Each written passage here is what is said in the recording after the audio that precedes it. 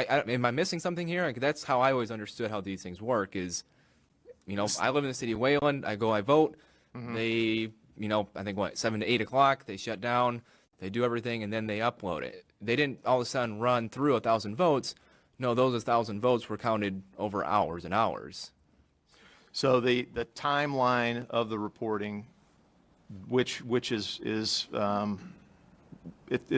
got timestamps on the data files, the data logs, where it's upgraded, I think uploaded. 7 to 8 o'clock, Those show they shut down, 4 spikes they do that everything, and then they upload it. 384,000 They didn't votes, all of a sudden run through 1,000 in a votes. combined interval No, of those 2 hours 1,000 and votes 38 were counted minutes. over hours and hours. So those, why is that not possible? the Because they're not running timeline of the 300,000 reporting, ballots through that quickly. which That's is just is, machines from around the entire state. So if you have it's the city of it's got Detroit timestamps with on the data 250,000, files, obviously the data Detroit came in logs, later, but where it's hypothetically, upgraded, I think what uploaded, cities in Michigan those show shut down, 4 big precincts, spikes do that everything, total and they start filing. 384,000 They didn't all of a votes, sudden run through in 1,000 a votes. It combined seems to make interval of those 2 hours 1,000 and logical 38 that you minutes. have a Over lot coming hours in and in a short hours. amount of time. Those- Why is that not So possible? the Because they can't timeline running and watch the of the numbers and reporting come in is- through that quickly. Usually there's nothing. That's just machines um, to get around the spikes.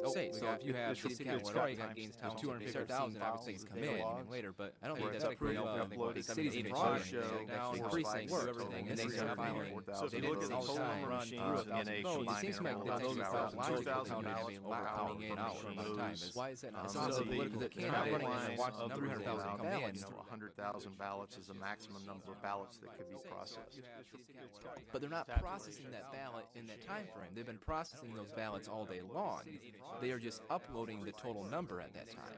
They're actually uploaded at various intervals along that timeline throughout the day. Say that again? They're uploading those results at various, across that timeline throughout the day. But they're not processing. I don't think that's accurate. I don't think they upload results until after everything is done. I mean, that's actually a pretty big deal with Republican, at least. We actually have been very clear of you don't start reporting the ballots until everything is done, everything is closed out. So I don't think that's actually accurate. If that is accurate, that's something we need to look into, that they're continuously uploading the numbers throughout the day, but that's not my understanding. Yeah, so if you look at the Edison data provided to the New York Times, it shows pretty much of a continual upload throughout the day. And then there are spikes that occur at specific times that are bump loads, but I can provide this to you. The question is, did you give us that? As I know you gave us a packet, that's not in it. It should be in the affidavit that I we provided don't have to you, that. Mr. Okay. Chairman. Did he answer your question? Okay. Next, we'll go to Representative Camilleri. I'll pass. Thank you. Thank you. All right, Representative LaFave. Yeah, thank you, Representative Johnson. If you and I agree on the thing you were just talking about, that could be a real problem if something is different. But Colonel, I've got. Tell me if I'm wrong. 10 precincts I'll pass. Thank you. in the state you believe voted at 100% approximately. Representative LaFave. That was according Thank to you, Representative Johnson. data from the state, yes, sir. 6 precincts at above 100%. Correct. Add those up for me. About how many votes is that? We just looked at voter turnout, so I didn't add up the votes from those precincts. Think you could send me an email? Let me know the total number of votes there. Why don't you, we'll have him send it to the committee. We'll work with that. We can send it to the clerk. Continue, Rep. LaFave. Did he answer your question? Yes, thank you, Chair. Okay. All right, and I wanted to, we had talked about Dominion. Was there something that you wanted to discuss about Dominion? I understand that perhaps you've examined these machines. I know for us, we can't get Dominion to come in and testify, and one thing that I would like to do is examine the machines to understand, because my belief is that if we could look at the machines, if we could examine their software, we'd have a good idea then of whether all this stuff is true or not. But the problem that I have is that because Dominion won't come in, they won't testify, they won't provide us machines, they won't do these things. It's hard for me to wrap around this Dominion theory because basically we're going off of what people are saying and we're hearing nothing from Dominion.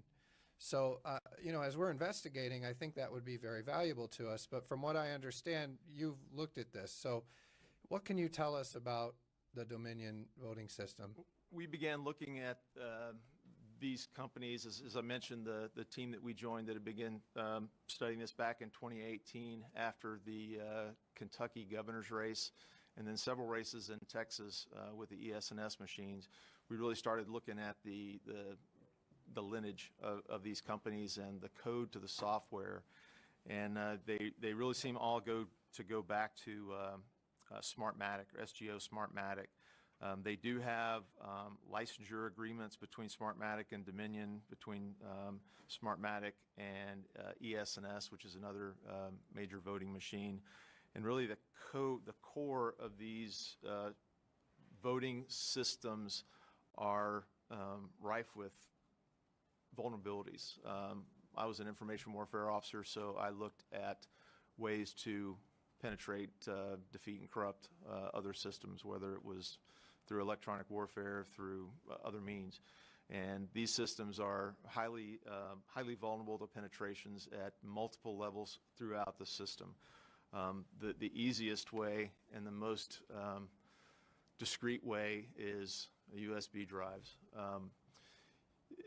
In classified systems in the military, I worked with both secret and top secret and other special access programs. All those machines had the USB drives deactivated. You could not use them just because of the critical vulnerability. These machines all work off of USB drives, and so we've found in dealing with Pennsylvania and in Arizona, there is no control, there is no chain of custody in the USB drives. Workers can stick a USB drive in. We could stick a USB drive into any of your laptops. You don't know what's on there, and you can change software, you can change operating systems with the USB drives. And the core of these systems is manipulability. This is the operator's manual and the implementation statement for 5.1. One of the myths that has been propagated even by the director of CISA at Homeland Security, which is the Cybersecurity and Infrastructure Security Agency, is that, well, these machines are not connected to the internet. In the operator's manual, there's a whole page of references that show you how and when to connect and what selectors to connect to servers and to routers, so it is connected to the internet. That's how you get election night reporting.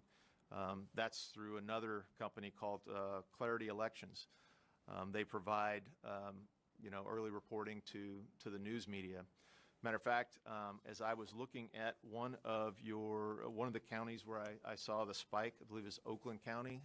I was going to the Oakland County, the 2020 elections results, and I clicked on the elections results, and a warning flag pops up to the right side, and it says, "You're leaving this domain.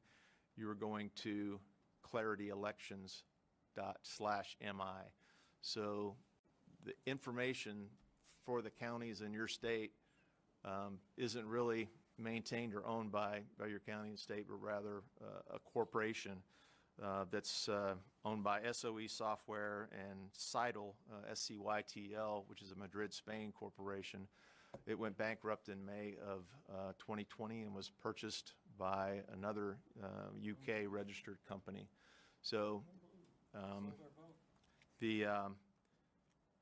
we've recently found, and we're digging further, that there was a $400 million financial transaction to Dominion Voting Systems in October, 1 month before our election. We're digging into that, but we know through some of the leaked information from the Panama banking system that SGO, Smartmatic, and Dominion both share a physical address in a small building in Barbados as registered headquarters. So these companies share licensing agreements. They share a common core of their DNA is the code, is the software.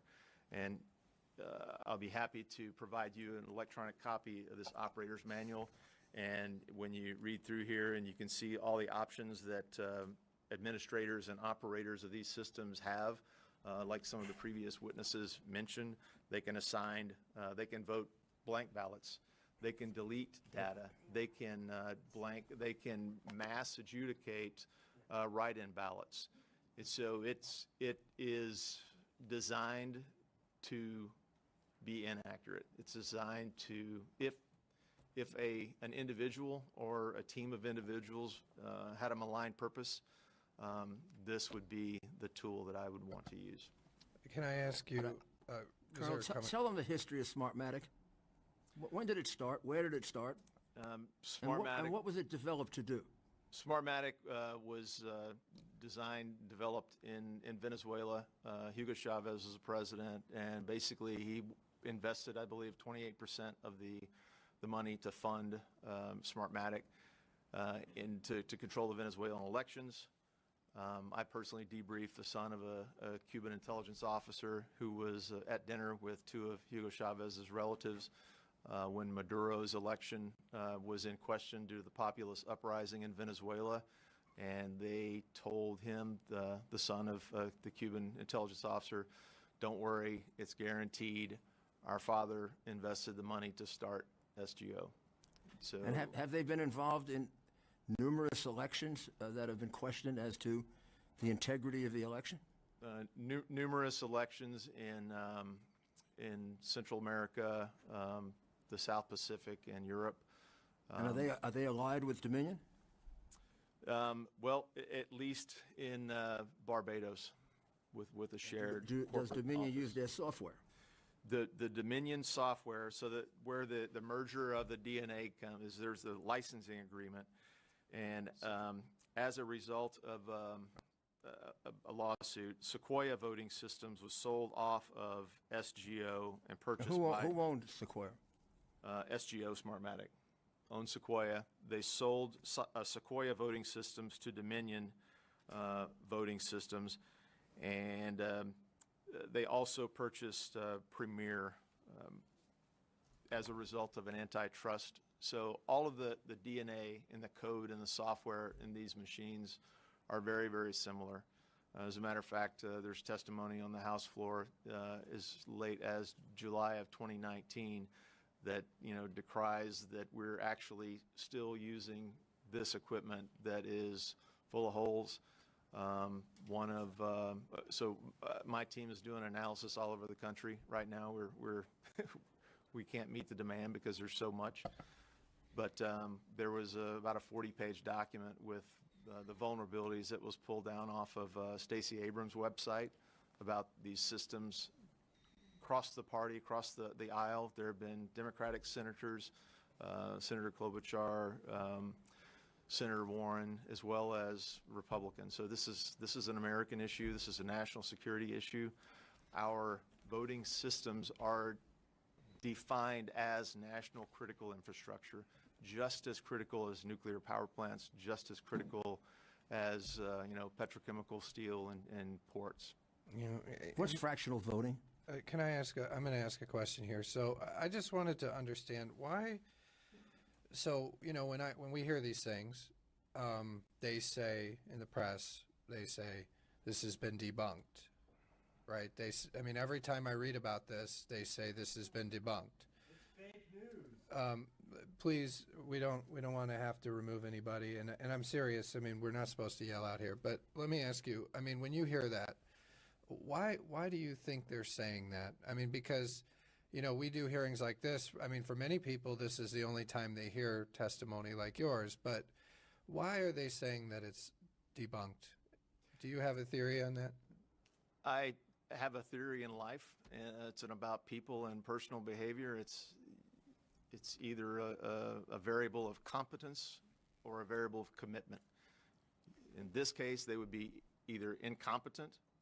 They haven't done the research like I and my team have done. They haven't looked to the user's manual of these systems. They haven't rationally thought that, okay, these election votes are updated in real time. How does that happen? Nobody's getting in from a car from Lansing, Michigan, and driving it to New York to be uploaded at the Rockefeller Center. So these are connected. And actually in the operating diagrams of the systems, the high-level block diagram, this is Democracy Suite, It shows democracy seat, EMS application and document management server, the democracy suite database server, the data center. This is data. This is electronic data. Your ballots are put into the machine and they're turned from a paper ballot to a ballot image. And the ballot image is data, and the data can be manipulated with something as easy as a USB drive. Thank you. Representative Riley. Thank you.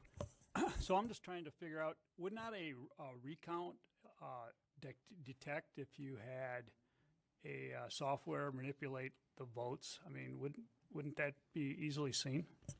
So what we observed, and your other witnesses tonight observed, is a injection of paper ballots. Whether those are accurate or not, you could recount the manual ballots, but unless you did a forensic audit of the ballot itself, you wouldn't be able to tell if the ballot was fraudulent or pre-printed. We have technology to be able to do that. A gentleman that I'm associated with in Texas, his name is Javon Pulitzer. He invented the QR code and scanner and scanning capability, owns a patent on all that. He's devised a way to determine fake ballots or ballots who were pre-printed. So Yeah, but isn't that another issue altogether? I'm just talking about this is a multifaceted issue, but yes, the forensics data, if you have access to the software code that was driving the algorithms in these machines, and I say algorithm because the data that's the raw feed of the data is reported in decimal places. So if you're tabulating votes, your vote, my vote, Representative Johnson's votes, well, that's 3 votes. This data is reported in 3-digit fractions. So how is that possible in an additive function? So the software and the code is what we would need, or a qualified forensics team of your choice would need to look at to determine what algorithms were in the USB drives that drive the machines. And the number pattern that we see is that they would pick 3 to 4 precincts. They would run the algorithm for an X amount of time till they got close to the precinct threshold so it wouldn't kick off the overvote situation, and then they would move it to another precinct. So this is a complex issue with injection. In Pennsylvania, we heard a gentleman who, again, signed an affidavit as a truck driver that he delivered a truckload of ballots to a vacant lot in Pennsylvania from New York, and his assumption was the ballots were just left there. There was no one there to sign his bill of lading, to give the bill of lading. So the hypothesis or the assumption is that was used as a staging area for people to go pick up pre-printed ballots to move into the system. For example, what we saw in some of the late absentee numbers in Michigan. Thank you. Thank you. All right. With that, we'll move on. Thank you for your testimony today. We appreciate it. And now we're going to invite up one more person, Monica Palmer, who's a Wayne County canvasser, if I understand right. And then we'll let you testify for a couple minutes, tell your story, and then we'll let the Trump legal team close after that. So we ran a little long on that first witness, and we wanted to give some deference there because obviously she had been, she'd been through a lot, and she really shared a very powerful story, and you could tell. I mean, it's intimidating to come here to the legislature and to deal with what she's dealt with, but we appreciate that she came to tell her story. We wanted to give her some time, but we wanted to also allow you, Monica, to come in and testify. So when you're ready, please tell your story and explain why you're here. Thank you. Make sure you push the red button. Thank you, Chairman Hall and members of the committee. I appreciate the opportunity to address you this evening. I am Monica Palmer. I am the chair of the Wayne County Board of Canvassers. As you may be aware, after the primary, we had 76% of the precincts, the absentee precincts in the city of Detroit were unrecountable because they were out of balance without explanation. We had bipartisan support and a request for an investigation by the State Bureau of Elections, and we requested the Secretary of State to assist with administering the general election in November in the city of Detroit for the absentees. After the primary, when we had the 76% of out-of-balance precincts, I had people question me, Monica, is it fraud or is it human error? And at that point, I didn't know because I'd never witnessed the process before. So election night, 9 p.m., November 3rd, I went down to TCF Center. I was credentialed as a GOP challenger, and I went in to observe the process, hoping to see some improvements being made. I did not challenge anything while I was there. I was strictly there to observe. I did note one thing, the ballot containers, the metal boxes that hold the ballots once everything's sealed up at the end of the evening. The Board of Canvassers, the County Board of Canvassers are responsible on an incremental basis to touch and feel and make sure that those ballot containers are secure. And they're labeled with a sticker that says this container is certified and it's got the signatures of the board members on it. As I was walking through TCF Center, I located 5 ballot containers that had red "Do Not Use" labels on them. They were damaged. They were new containers that were ordered. They had manufacturing defects. The weld on the back seal, the seal on the welding on the back side was not completed properly, and you could slide paper in and out of the back of the boxes. Those containers that were used with the red labels will not be recountable. The chain of custody has been broken for those boxes. I was at TCF Center for 26 hours straight. I got there 9 o'clock election night. I left around 11 p.m. Wednesday evening after counting had been completed. They were working on closing up the poll books. There's a lot of other testimony from challengers that can describe the activities that happened in there. I won't waste your time with that. I want to move on to the canvass. We had gone through the initial canvass of about 20% of the absentee counting boards and realized that the number of voters in the poll book, so people cast, did not match the number on the tabulator tape, ballots cast. It is the job of the canvass, the county canvass, to correct any mathematical errors, to make those two numbers balance or reconcile the difference. The good news here is that the batches of ballots that may have been scanned multiple times, the job of the canvass is to catch that mathematical error and correct it. So if you have 100 voters, 100 ballots that were issued, and there's 300 ballots that were tabulated, you count the ballots in the box, it should match the ballots that were issued, 100, you retabulate them, and that's corrected. Things you cannot catch in the in the canvass. You cannot catch date stamps on envelopes. You cannot catch the validity of a voter, whether they're dead or not. You cannot catch signature verification. Those are things we do not look at within the canvass. Just a little point of reference to help you manage through the details you're hearing. An observation for TCF Center. In the primary, we had workers, poll workers working long hours. There appeared to be a change in the general election where there were shifts of employees, and I believe that was a positive change. It was good to see, so you didn't have people very, very, very tired trying to close these boxes out. What I did notice on the night shift, election night, 9 p.m. to 5 a.m. the next morning, there were 134 counting boards. They had 5 workers at each table and supervisors throughout. The majority of that shift, those workers were not processing ballots. They were sitting idle. So as you're looking forward to legislation and concerns about, do we need more time to process these ballots? The time is not involved in actually going through the ballots or scanning them through the tabulators. It's the adjudication process. And the adjudication process is a screen. If there's a ballot that the machine can't read, humans have to view that ballot on a screen and make a determination. That process is the bottleneck in the timeline that it took to get through processing the absentee ballots in Detroit.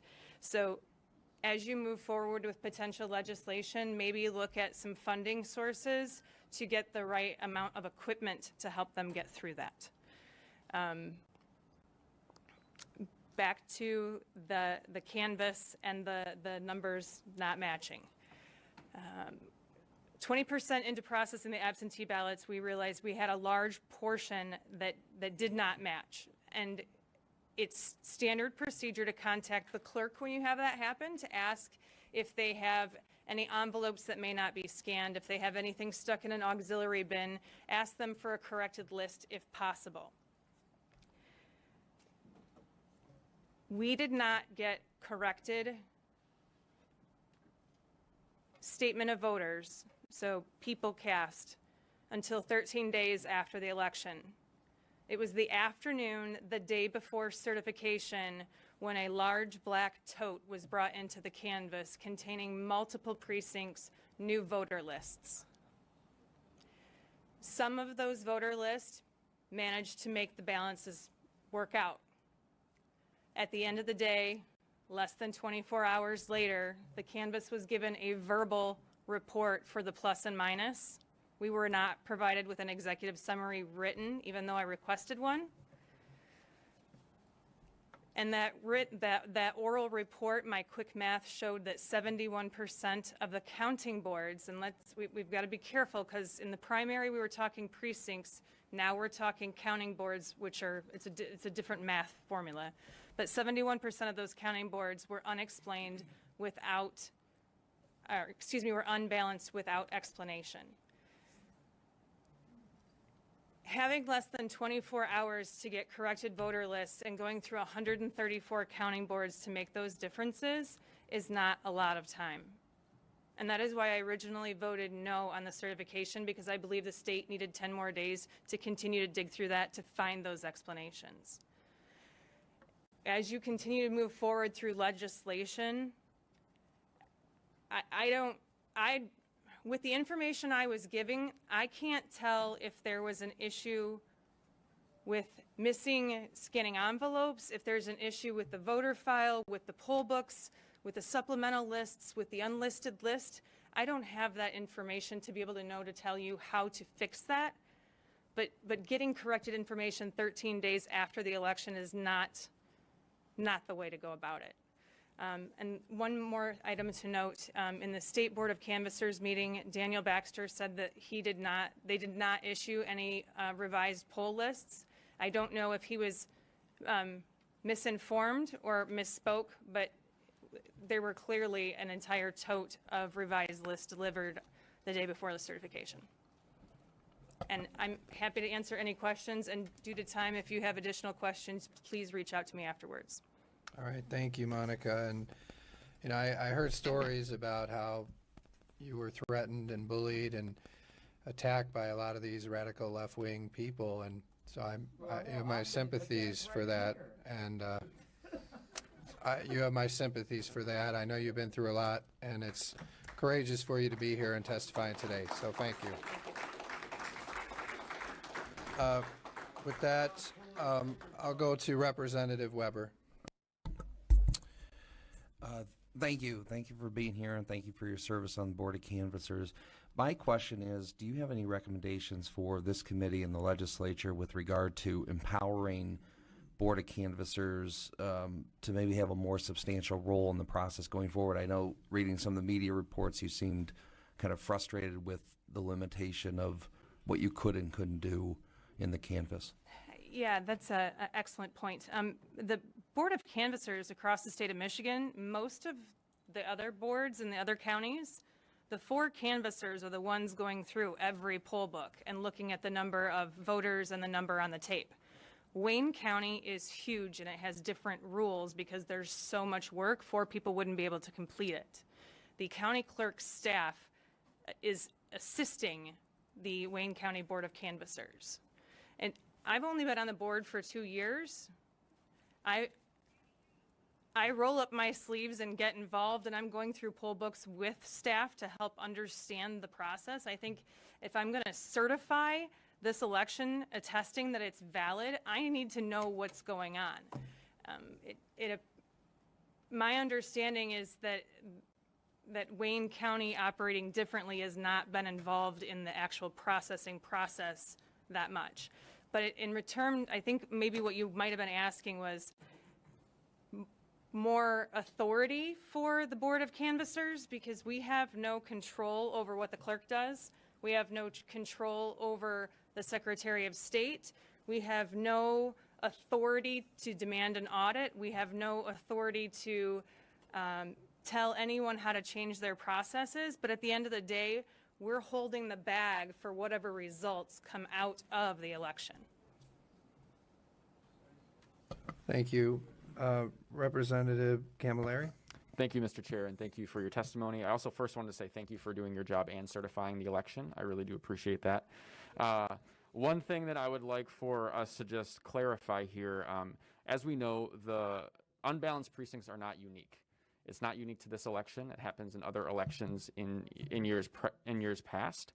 The rate of unbalanced precincts in Detroit and cities like Livonia were roughly the same. So why did we have such a focus from your public statements as well as others that you've made to the media and at your Board of Canvassers meeting? Why was the focus specifically on Detroit's unbalanced precincts and not more so on other cities like the city of Livonia? I was not given a written executive summary prior to the meeting.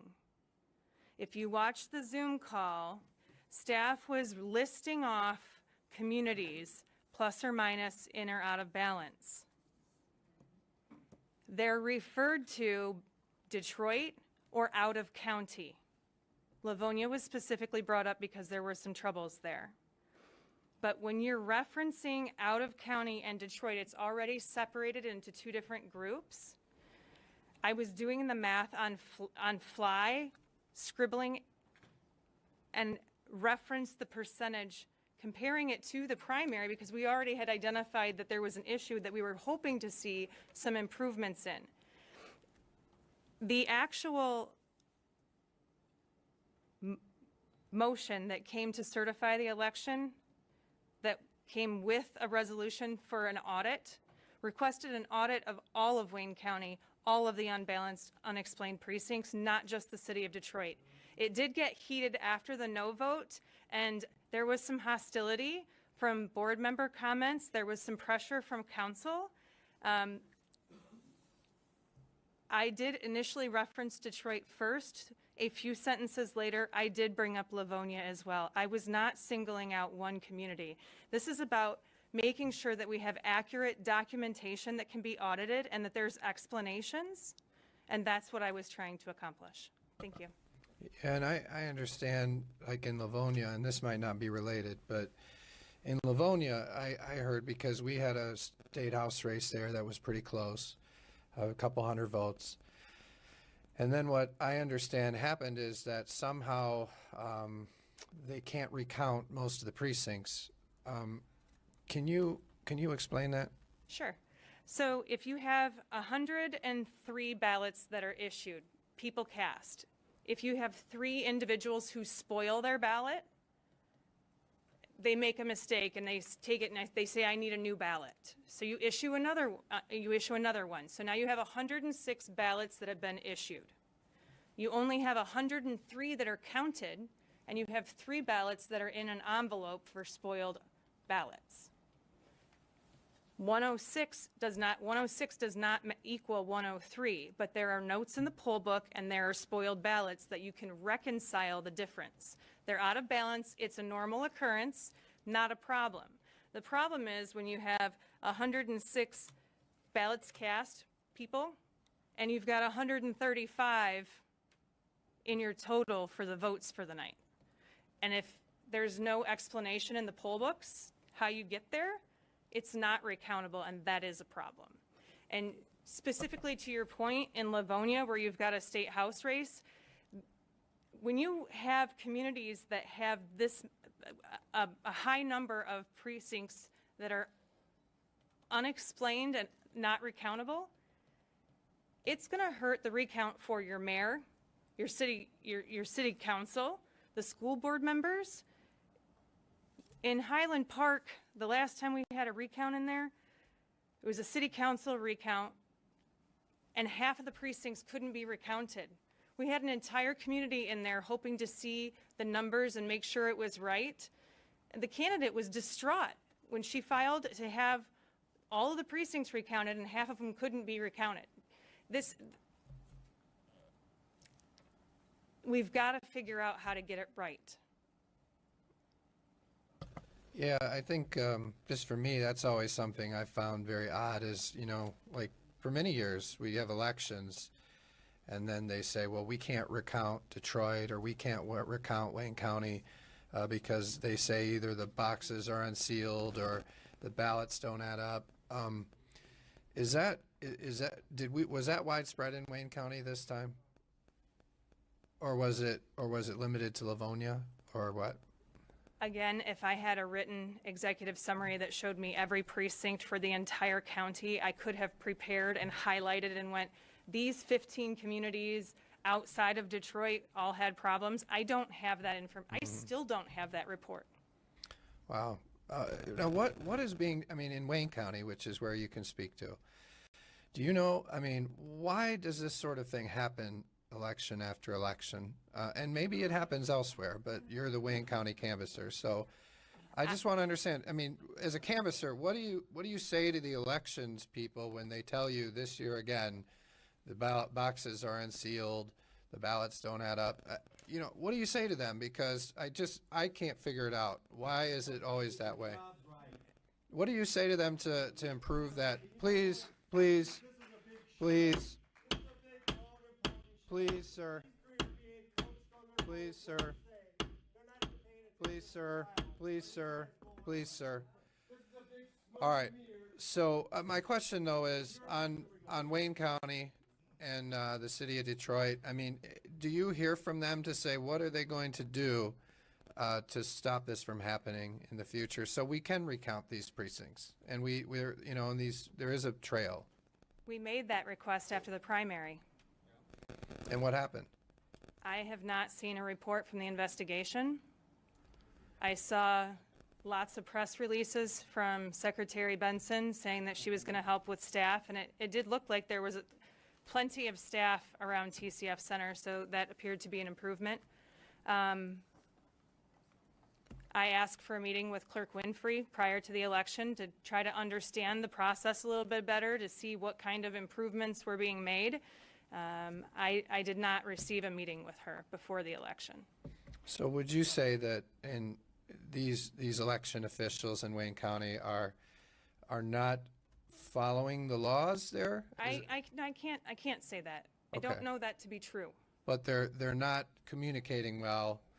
Would that be right to say they're not communicating what they're doing to why these problems are still happening with you as a canvasser? I have no authority over that position.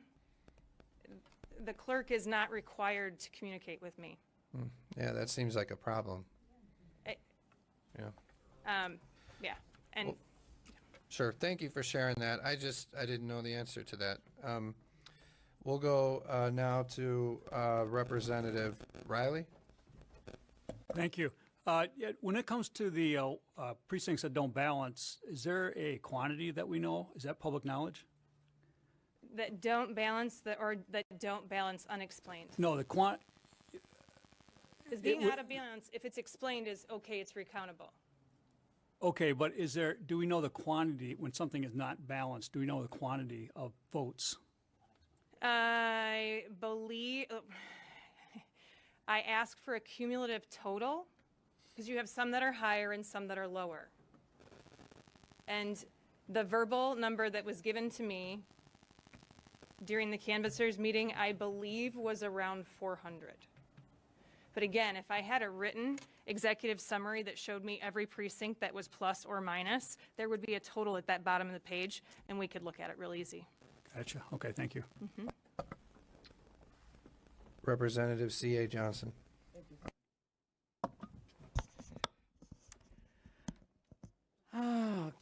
Good afternoon, and thank you for being here, and thank you for what you do, and thank you for your vote.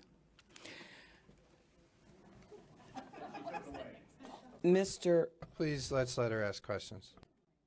Mr. Chair, when we get a chance, I'd like to have this kind of even because we have a Detroiter. Representative, I think you made that point earlier, Oh. and as I said, we're going to have more hearings, but what is your question? No, I would like to have her address this body.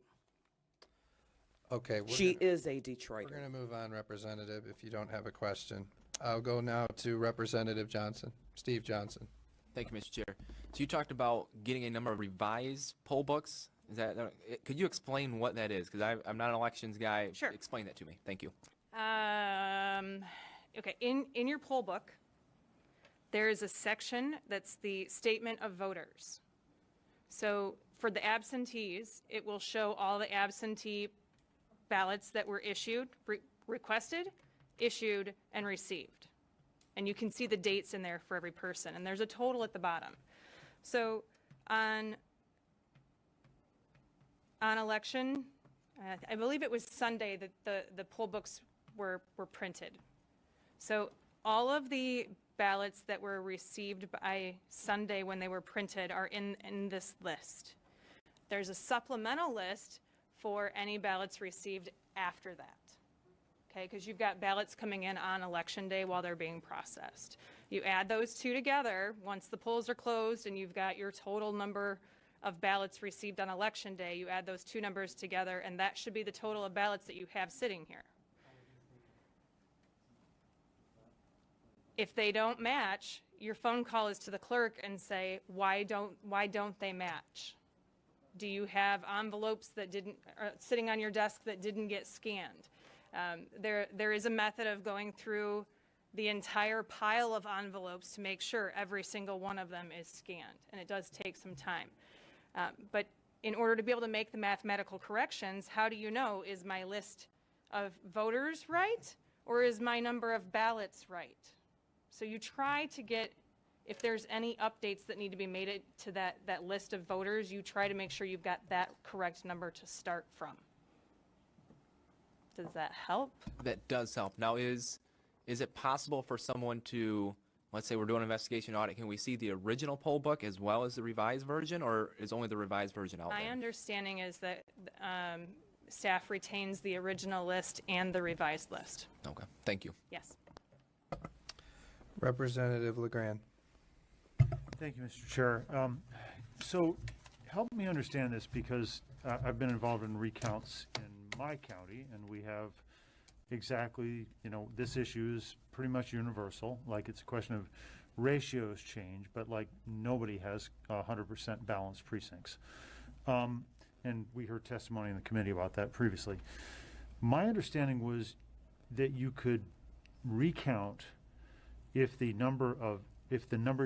tabulated number equals the number of paper ballots you have, not that it has to equal the poll book. Am I wrong on that? And if that's true, then I think you can recount a whole lot more than the 71. You're saying 70% of them roughly can't be recounted? Yeah, I don't think that's right. my understanding is that the votes, the people cast must match the votes cast. And then, once you open it up, you count the paper ballots, and the paper ballots have to match the ballots cast. Correct, but then that makes that recountable. In other words, if there's a tension with the poll book at that point, it doesn't make that an unrecountable precinct. But in order to open the seal, my understanding is that they have to match. Okay, that's not my understanding, but there's no point in us debating, since neither one of us, we'd have to appeal to our higher authority on that one. But Thank you. That's not my understanding, for what it's worth, Mr. Chair. Thank you, Representative. All right, that's what the questions we have. So, thank you for coming today. Oh no, Representative Lefebvre. Sorry, I'm keeping. We've had so many people testify. I have so many tallies, so I missed that one. So, Representative Lefebvre, thanks for waiting. Please, when you're ready, ask your question. Thank you, Mr. Chairman. We talk about big boxes. These big metal boxes that had the stamp of approval or not by the Board of Canvassers. What are these boxes? What are they for? How big are they? This is multiple questions, I'm sorry. Tell me about the boxes, how big they are, how many ballots there are, potentially in each one of them, and what they're for. Okay. So the boxes are about this tall, about this wide. There was a batch of 50 new boxes purchased by the city of Detroit from Election Source, and roughly 30 of those boxes were defective. They're metal, and there's two sides that meet along the back, and the welds were not done properly, so there's a gap along the back seam. We rejected about 30 of those. Sometime before the November election, they did bring us some repaired containers, and we went through them and then took the red do not use tags off and put certified labels on those. But if I remember correctly, there were only 24, and I could be off by 1 or 2, 24 that came back repaired. As to how many ballots were in those containers, I would have to ask staff. I would maybe look online. I have the precinct number or the absentee counting board numbers, but I don't have the associated ballot counts with those counting boards. Does that answer all of your question? Well, I only get one, so I would just like to say, I mean, if you buy 50 boxes and 30 of them are defective, let's never buy from that company again. All right. Thank you, Monica. That's the last question for you. We appreciate you coming to testify. Thank you. Thank you. All right. With that, Mr. Giuliani, we'll let you make your, any closing remarks you have. And it is an hour over what I said it was going to be. Sorry about that, everybody. But we wanted to hear these people. I know that many feel that these people haven't been heard. And so we wanted to provide an opportunity for people to bring forward their stories and be heard, and we've tried to do that today, as did the Senate, I think, yesterday, very well, the Senate Oversight Committee. But we wanted to offer you an opportunity to speak, and then I will let each member ask you a question. All right? So go ahead. Mr. Chairman, this represents the affidavits of the witnesses that we didn't have the time to call. Yeah, make sure the button's pushed. Thanks. Go ahead. This represents the affidavits of the people that we didn't get a chance to call. There are hundreds of them, and they specifically allege similar acts of fraud, very similar to the witnesses that you heard. I find it puzzling that there seems to be such confusion about it. Maybe because of my background as a prosecutor, it's pretty obvious to me what happened here. The Democratic leader in Pittsburgh, in Pennsylvania, or in Philadelphia, or in Detroit, or in Las Vegas, or in Phoenix, or in Milwaukee, or in Minneapolis, or in Atlanta, didn't wake up on election morning when all those mail ballots were going to come in and decide we're going to shut out all the Republican poll watchers, or as many as we can. I mean, we've been counting absentee ballots forever. I did it myself when I was a young lawyer. Republican sits on one side, Democrat sits on the other side. We don't have any problem with it. This was uniform shutting out of as many Republicans as possible. In Pennsylvania, 890,000 ballots were cast secretly, with no Republican getting a chance to take a look at the ballot. And in Pennsylvania, there are 600,000 more votes counted, mail votes counted, than mail ballots they can find. This is a swindle. It's a con job. It's a theft of an election. And it was carried out by the same method in the city of Detroit. And with all due respect to Detroit, several analyses of corrupt cities, my city, New York, comes ahead of Detroit. So I'm not saying this with any pride, but it happens to be one of the most corrupt cities in the United States on any measure. I just checked online here. It comes in 4th, 5th, 3rd, 7th, 8th. Several times New York comes in ahead. So I wonder why the confusion about what happened. They stole the election. Not the first one they stole, not the last one they're going to steal unless you do something about it. But you do something real, not, let's see how we're going to fix it. You've been fixing it for years, and it hasn't gotten fixed. They've been stealing elections for years. And this time, they got a chance to steal it really big because of the ridiculous mail ballot that was created. Back in 1960, the mayor of Chicago, the most corrupt city in America, by the way, just in case, on all the lists, by far, we can all feel better. Chicago's the most corrupt.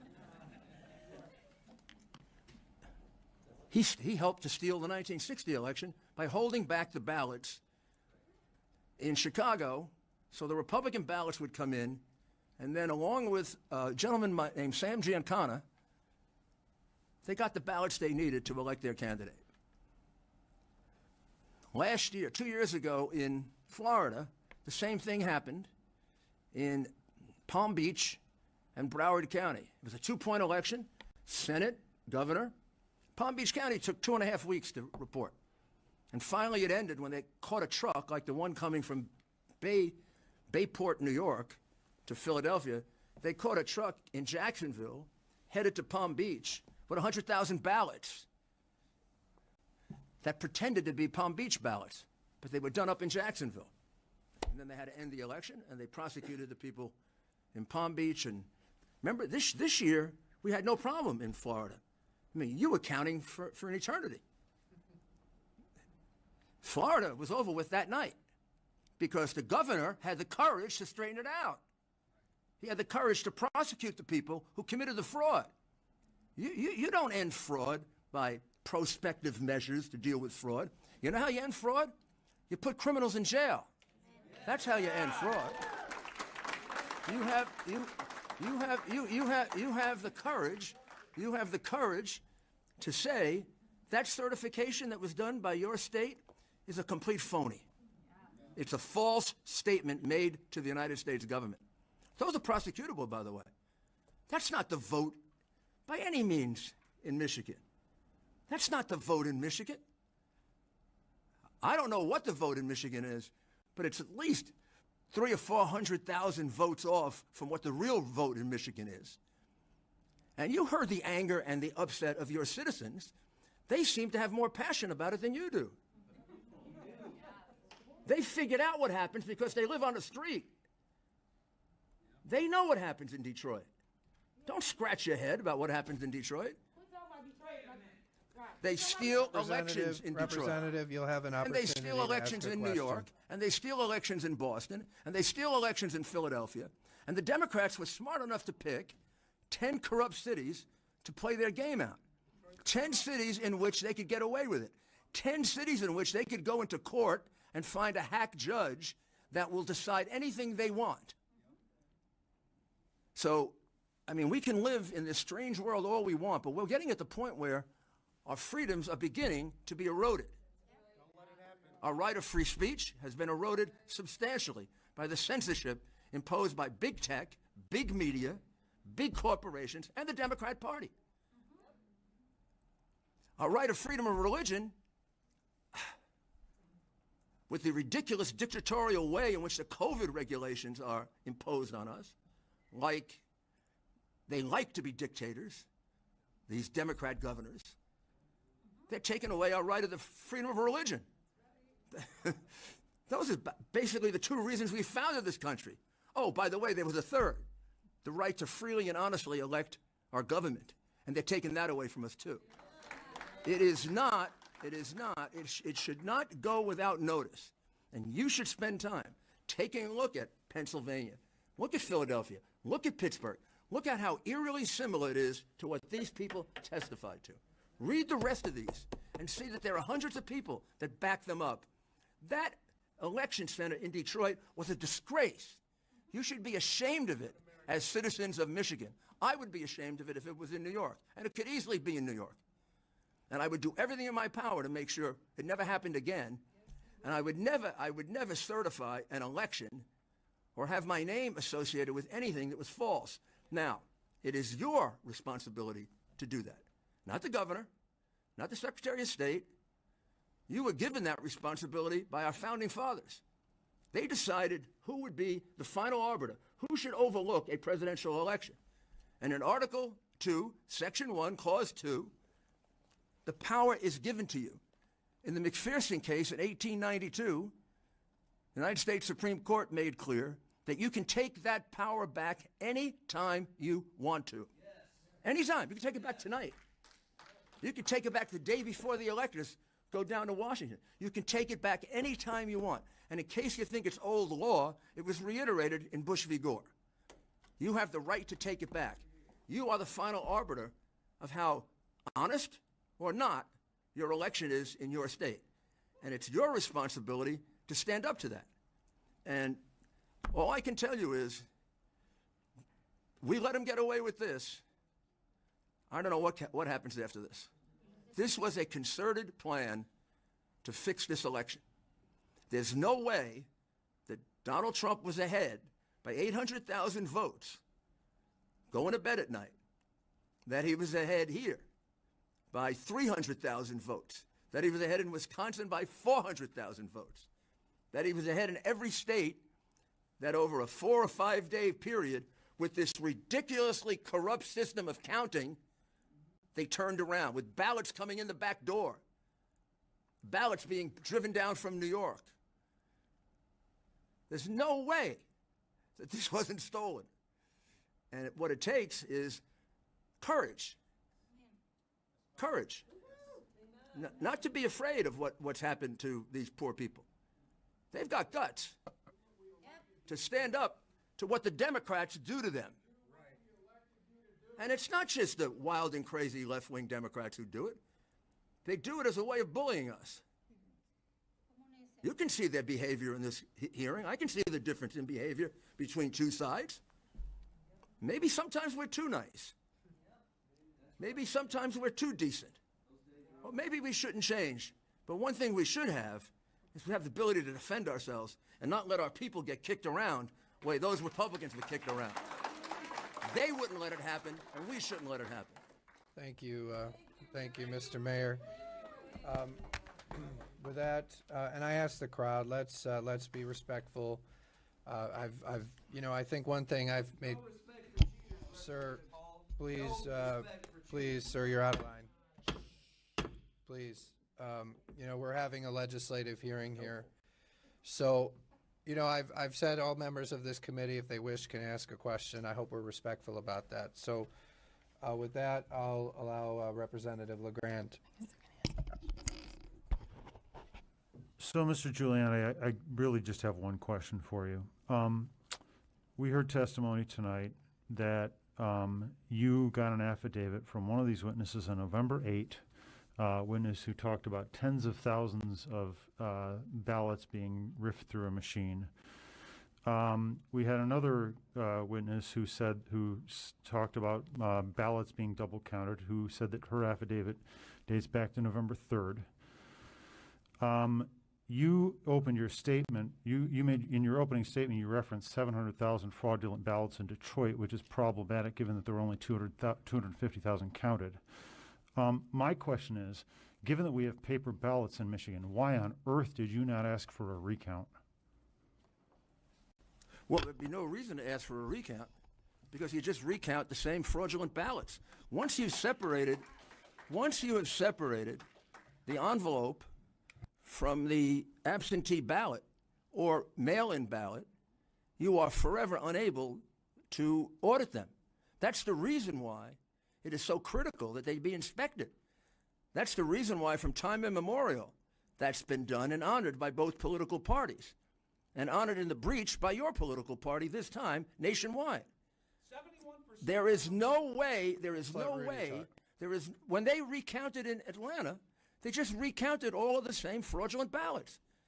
There's no way to trace those ballots, and that's why the inspection is so critical. And that's why, please, Please don't, I don't need Sir, help. Believe me. please, I don't need help. let's allow the conversation. Let's stop yelling in the crowd. Thank And you. the reality is, if your political party had not bullied, pushed people around, intimidated people, and stopped them from doing their job as inspectors, this would not have happened. Thank you. Representative Camilleri. Thank you, Mr. Chair. Mr. Giuliani, this committee heard testimony from a bipartisan group of county clerks in Michigan. One was a Democrat and two were Republicans. They testified that they found no evidence whatsoever of widespread irregularities in this election, and they lauded the municipal clerks and their teams who run elections in Michigan for their tireless effort and commitment to free, fair, and safe elections. Your team has now lost 39 court cases in the aftermath of the election, with judges ruling that there is inadequate evidence to support the sweeping claims that you are making and repeating here tonight, and the unprecedented relief that you are seeking.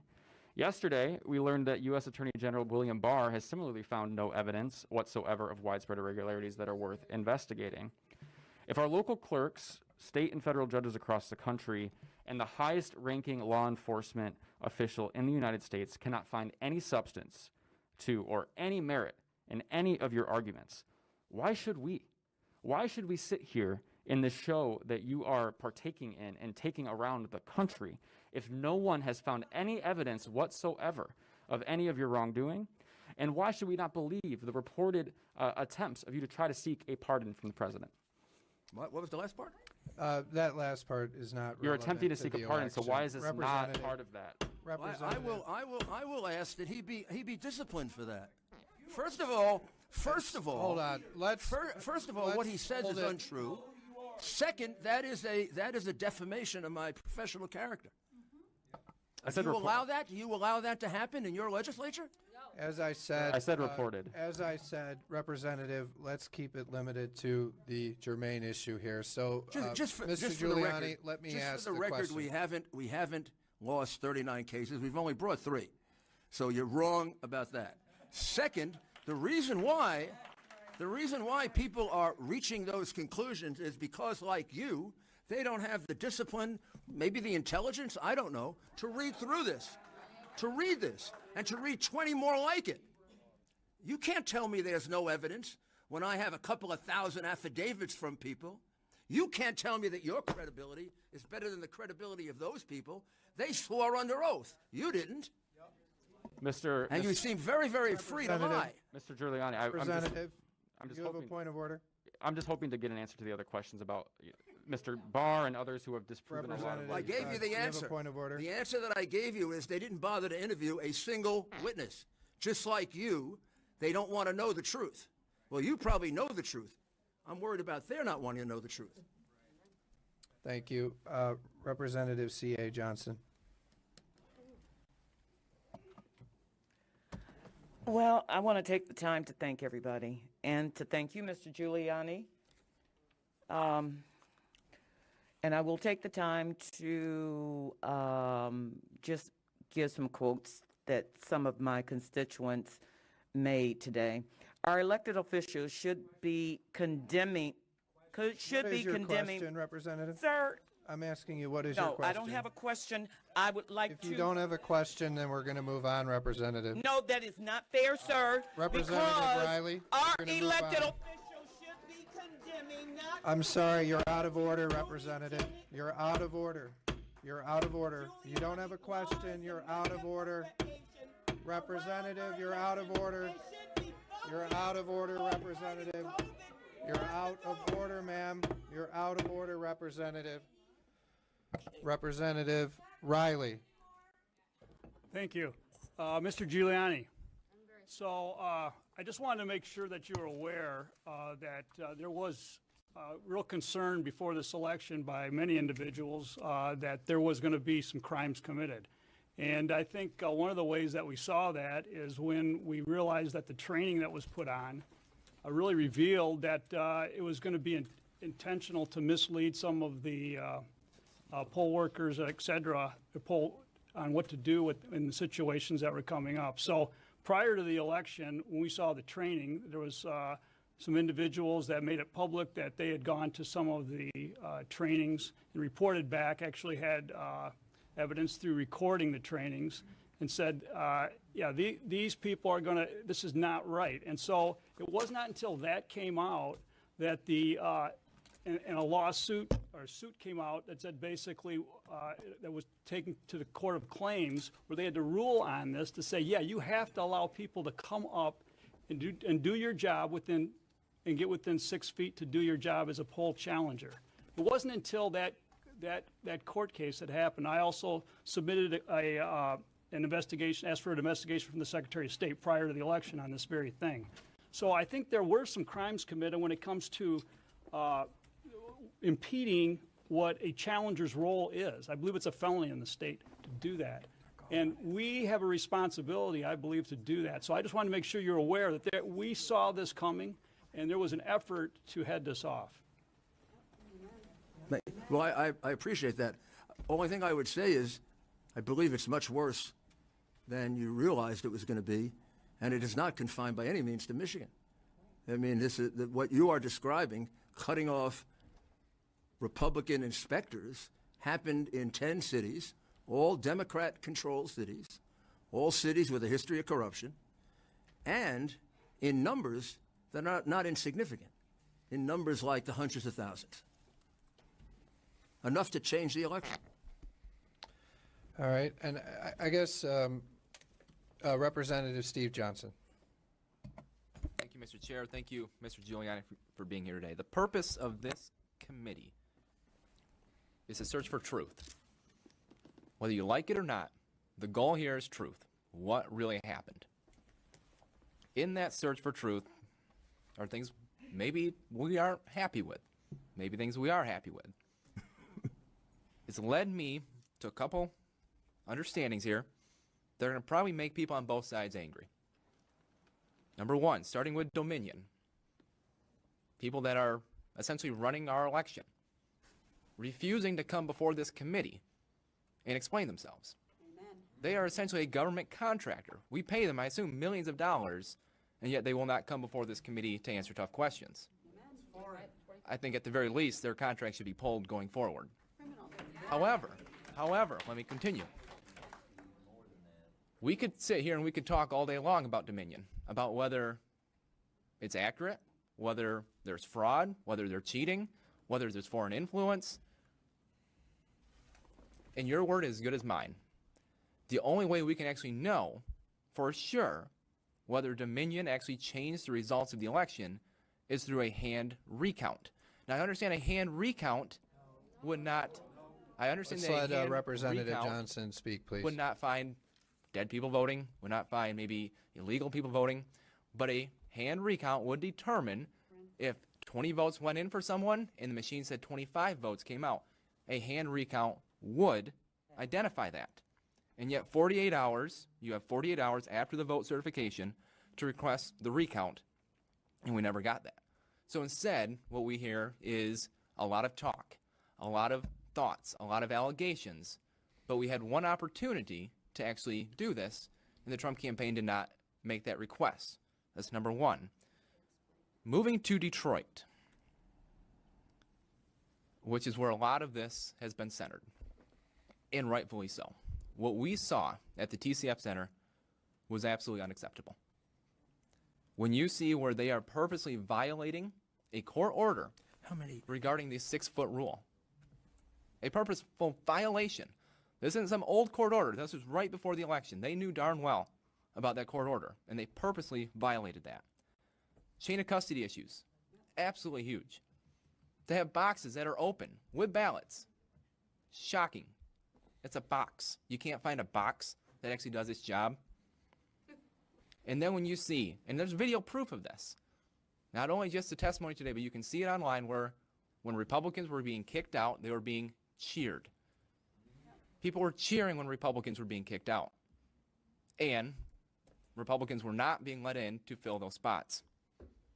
When you see the number of out-of-balance precincts, out-of-balance counting boards, not just this election, but previous elections as well in the city of Detroit, the citizens of Detroit deserve better.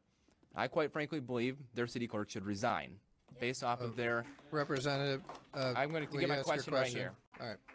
However, looking at the votes in Detroit, the votes that are reported, 2016, Hillary Clinton received 234,871 votes. Biden this year, in a high record turnout year, 233,908. That means Biden received 1,000 less votes than Hillary Clinton, one of the most despised candidates of all time. Trump, 2016, 7,682 votes. 2020, 12,654, a 5,000 vote increase. So, to Mr. Giuliani, my question to you is, looking at all of the issues with Detroit, and there are a lot of them, how can we still justify that there was that mass cheating when still Trump's numbers increased by a net 5% versus years before? If someone were cheating, would those numbers not go the exact opposite direction? No. He might have increased by 10% if it were a legitimate vote. I mean, he was ahead here. He was ahead here by 300,000 votes, which was a massive surprise. Also, let me go back to why we didn't ask for a recount. Doing a recount of the machines is not going to give us anything but the same false result. What we need is a forensic examination of the machines. Yes! Yes! Number two, this election was, I don't know how much the machines are going to yield anyway. This election was stolen by mail-in ballots. Those are the ballots that were stuck in the machine 8 times, 9 times, 10 times. Look at the numbers. I mean, Biden, I'm guessing now, I've forgotten the numbers here, but Biden got like 80% of the mail-in ballot vote, and Trump got 75% of the election day vote. So we're not going to quarrel with the election day vote. The election day vote is not what stole the election from us. It's the mail ballots, the ones that they wouldn't allow us to inspect. I mean, do you really think, Representative, that they shut us out from inspecting the ballots because they were handling the ballots honestly? I mean, do you really think they en masse pushed us out, put us in corrals, pushed us away, went to court to fight whether or not we can be close to the ballots? You think they did that because they were doing a very careful, honest vote? I doubt it. I've been very clear that I think there's some major issues there. But when you talk about the... Yeah, but those major issues, when you look at the numbers, the major issues, when you look at the numbers, are astounding. Hundreds of thousands of votes were counted there. And I have no idea what a recanvassing of the machines would do for us. A forensic examination of the machines might do something. And in fact, we would like to have the opportunity to look at the rest of those machines in Michigan. I don't know why you're not looking at them. I mean, whatever you want to say about Dominion, read its history. Read the history of Dominion, and you will get an idea of what a crooked company it is, which maybe is the reason they don't want to show up here. They really don't want to tell you that the two of them that own it are Venezuelans, and they brought the two Smartmatic owners, they brought the two guys who are Canadians down to meet Chavez just 2 years ago. They don't want to tell you that. They don't want to tell you about the 5 elections in South America that they fixed. Just read it. Just look it up. Now, I don't know if that really made the difference in the election. I'm not sure. But I do know their plan was to steal this election based on this massive mail-in vote, which, by the way, we have for 20 years been warned against. For 20 years, people wiser than us have said, Justice Souter, President Carter, Secretary Baker, Columbia University. You read reports on what is the most dangerous form of voting. What form of voting can be manipulated, and where can you carry out fraud the most? And it's mail-in ballots. And we were stupid enough to go to mail-in ballots. All right, Representative LaFave. Thank you, Mr. Chairman. Attorney Jenna Ellis, Mayor Giuliani, all of the witnesses, committee members, Mr. Chairman, I appreciate everybody coming today. I think this was helpful. I've personally got a lot of things that are troubling as well. But my only question for this last witness is what specifically do you want us to do? Is it you're coming here today and saying that based on all of these concerning issues, you want the State House and Senate of Michigan to hand the president the 16 electoral votes for Michigan? Is that what your ask is today? No, I didn't ask that. I asked that you hold, that you take back your power under Article 2, Section 1, Clause 2 of the Constitution, that you take back that power and that you spend the time, not just to listen to, I gave you you shouldn't decide anything based on what I gave you. It's just a sample. It's just a sample of things. There's a plethora of evidence that you can go through that will convince you that this election was stolen. I would ask you to go through that. Don't let it just get taken from us, and then we'll find out a year from now what the real plot was. And take a look, to some extent, at what happened in other states. Because the fact that it's so similar in other states gives you a sense that what we're dealing with here was a plan, not just an accidental, oh gosh, Detroit stole an election, or Chicago stole an election, or New York stole an election. But I think you have a responsibility to go into session, take back look, the people who certify your election, what are they worth? Can't trust them. I wouldn't have put my name on that piece of paper. Not worth any of it. The piece of paper's a lie. We all know it's a lie. We know the figures there aren't correct. They're such wonderful public servants, they put their name on a lie.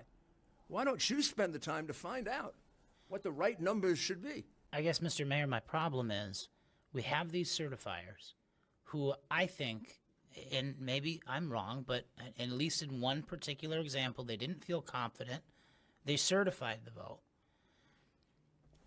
And now you're asked, the legislature is to take, and if I'm wrong again, tell me, to take evidence that, and put my name to it and say that this is definitely what happened. This is somebody won. I assume it wasn't Kanye West. I don't know. But to figure it out, and you want us to make the decision and then put our stamp of approval on it. No, I don't want you to do it. The Constitution of the United States says you should do it. All right. I don't want you to do it. Please, let's Read the stop. Federalist Papers. It was given to you as the ultimate plenary power because you're the body closest to the people, and therefore the body that they believe could be most trusted to protect the people. Thank you, Mr. Not the bureaucrats who made that decision. Thank you. Representative C.A. Johnson, are you willing to make a question? Quick question. Sure. Very quick. Mr. Giuliani. Hi again. Hello? Do you think that both you and the president are honest men? Do I really have to answer that question? Yes. Representative C.A. Johnson, Representative, Answer it. Representative, do you have a point of order? I'm asking the question. Representative, we're I'm not gonna. asking the question. We Are- need a do you question consider related to the yourself election. Mr. Representative, Giuliani? Representative, you're out of order. Out of order. Representative, you're out of order. Representative, if you want to ask a question about the election, you can ask the question. But that is not about the election. So, do you have a question about the election, Representative? I can't because this is a show. No, I just can't. Representative, do you have a, hold on, Representative. Do you really believe? Representative, do you have a question about the election? All right, then I'll turn your mic on. Ask the question about the Mr. election. Giuliani. Oh, did you turn it off? If you have a question Giuliani. about the election, ask it. I can hear you. Mr. Giuliani. Do you believe that the citizens of Detroit, those who have voted, feel like what you're doing today is disenfranchising or attempting to disenfranchise the citizens of Detroit? Just the opposite. I would say that trying to let him separate answer. the honest from the dishonest vote is saving the franchise, because every dishonest vote deprives an honest person of their vote. I agree. I absolutely agree. Let's let And him, so- Representative, let's let him answer the question. Yeah, he just did. Okay, then Yeah, I think, he just did. Oh, And then- so I agree with you. Dishonesty is dishonesty, right? Right. thank you, Representative. All right, Mr. Giuliani, I think that's the questions for you. I know Jenna Ellis asked to say something.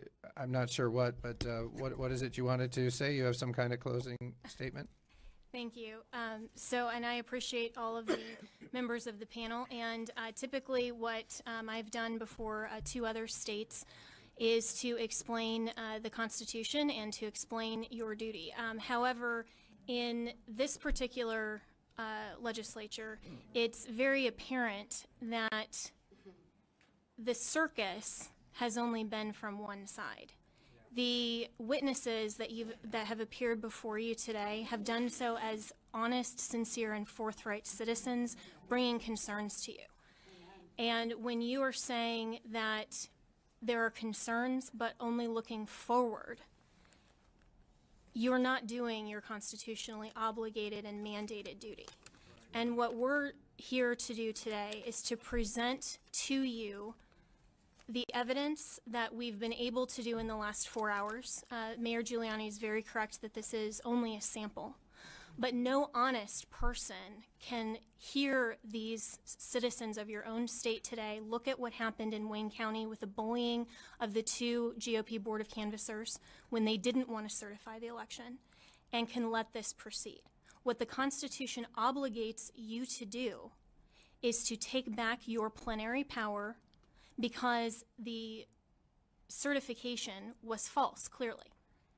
And you can do that, and you should do that, because you have an obligation as state legislators. Now, normally, when I've testified in front of state legislators, it's about policy and it's about legislation. This isn't about policy, it's not about politics, it's not about Democrat versus Republican, it's not even about President Trump versus Joe Biden. This is about election integrity. This is about making sure that the people of the state of Michigan are not disenfranchised based on fraud and corruption. That's the reason that we are here. And I asked you at the very beginning to put aside your party and your preconceptions to listen honestly to the people who've appeared before you. Now, I've been a part of many court trials, and you as the fact finders, of course, can determine and assess their credibility. They have sworn affidavits that they all indicated to you they swore under penalty of perjury. That's actually a very big deal for a citizen to come forward and do that. They're doing this because they're patriots and because America cannot function and exist without free and fair elections. Our founders understood that, and that's why they obligated you to be the last guardians of that process. What we're asking you to do is not something that is unheard of. It's not even something that hasn't been contemplated by our United States Supreme Court, which held in that 1892 case that was then cited favorably in Bush v. Gore, that this is your plenary, meaning absolute power. And if you, after an investigation, find that you want to certify the results, that is your prerogative. What we asked initially in the filing of our lawsuits, which, Representative, there were only 3 initially. It's not true that there were 39, and we would appreciate the facts being straight. There are 39. We have, Hey, not from the Trump Representative, let's continue. not from the Trump campaign. And other concerned parties have certainly brought forward lawsuits for election integrity on their own. And we may have similar interests, but the campaign doesn't represent their lawsuits. But what we asked initially was to simply stop the certification because we had significant, not just concern, but actual evidence. And what you've heard today is not just a speculation, it's not just concern, it's not a conspiracy theory. It's people who were there, who were eyewitnesses, who were telling you what they saw. This was election officials who have violated the laws of your state that you as the General Assembly passed in order to preserve election integrity. There are two different tracks. You have the laws of the state that election officials on the ground are supposed to adhere to, and then you have the issue with Dominion. Now, absolutely, the mayor is right that you need to audit those machines, but you have more than enough just based on the election official. Absolute fraud, absolutely ignoring the laws of this General Assembly, the laws of your state, to reclaim your authority. That is your duty, it's your constitutional obligation, and that's why we are in front of you. So I'm happy to answer any questions on the constitutionality, on anything, but I would simply urge you that this is not about policy, it's not about politics, it's not about Democrats versus Republicans. This is about making sure that we are not the generation that is the weakest link in America, that does not preserve and protect our free and fair elections and our right to select our commander-in-chief into the next generation. That's what this is about. Thank you. All right, thank you.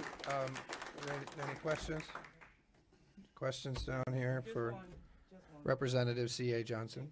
Thank you, Mr. Chair. And thank you so much for being here. And I agree with you, too. It should be about us electing our own elected officials. And wouldn't you agree that we have elected our own elected official? And are you saying that some of us should not, our votes don't count? Not at all, Madam Representative. The point is that when so much fraud dilutes the vote of the people that you serve and your constituents, then it's irredeemably compromised. And you may like the outcome of this fraud, but imagine if there were witnesses that were testifying to the exact same thing and the outcome had been for President Trump. The point here is that corruption is corruption and it dilutes the vote, and that cannot stand. And so no, your state has not actually selected anyone for president. I mean, in fact, the representative said Kanye, maybe, he doesn't know. I think that's where everyone is at, where we don't know. And what we do know is that there has been a massive amount of fraud, irregularities, and Thank you. Well, I'm still finishing. Thank you. There have been massive amount of irregularities. There have been ignorance and complete disregard for the law of the state of Michigan. And so when it is so irredeemably compromised, when you have something like what's happened in Wayne County, you have the intimidation of officials who are trying to do the right thing, intimidation even here in this committee of witnesses.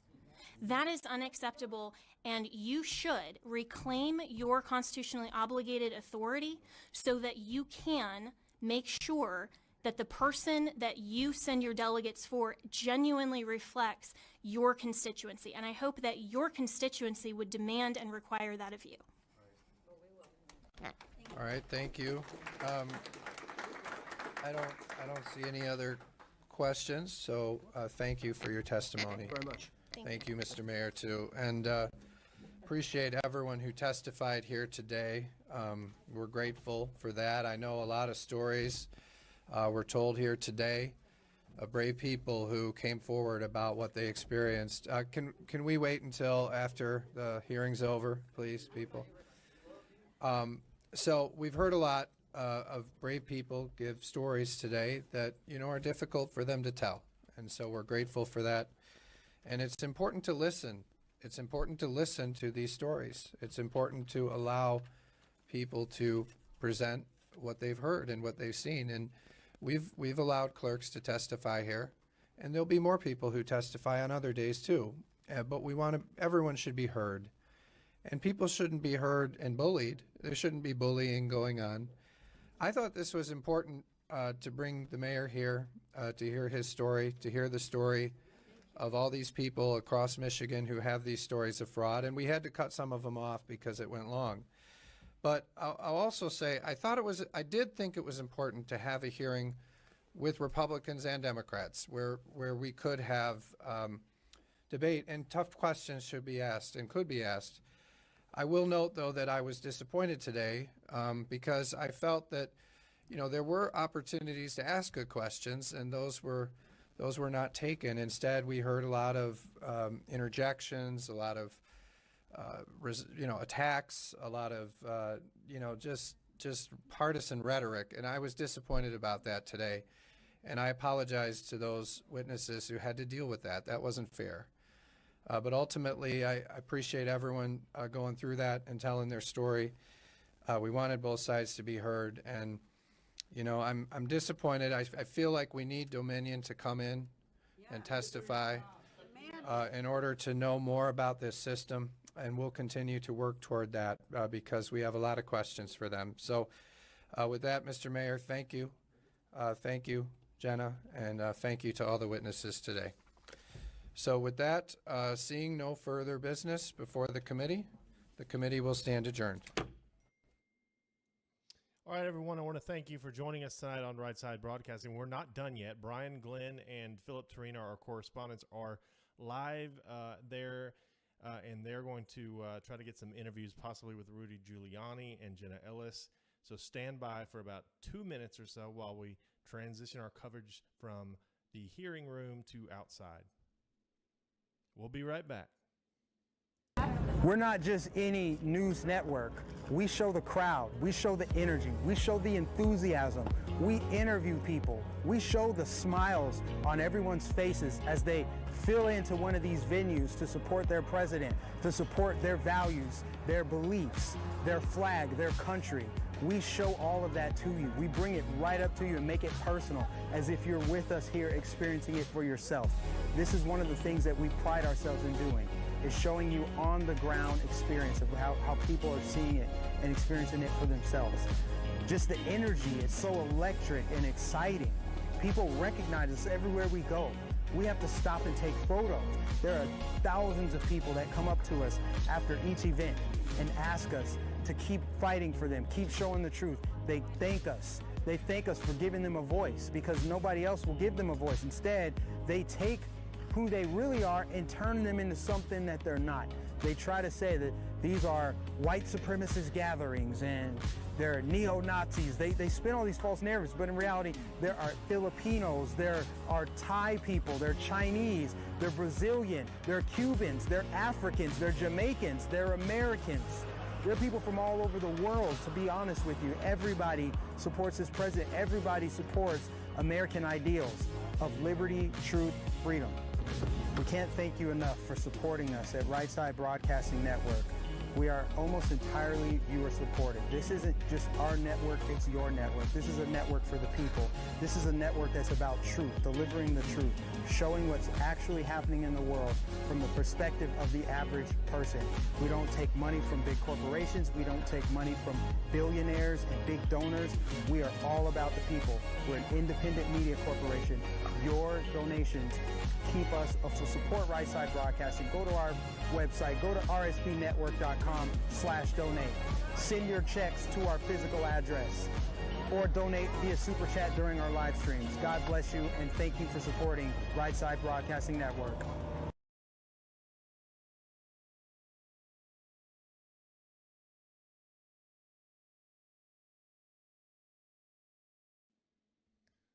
All right, everybody, we should be up in just a second live from Lansing outside. Just give us 1 second while we do this. And I want to tell you really quick to subscribe if you're not subscribed already. We're almost to 1 million YouTube subscribers, which that is so amazing. And let's see where we're at here. Okay, so we need about 1 more minute and we'll be live from the state capitol there in Lansing. Just a second.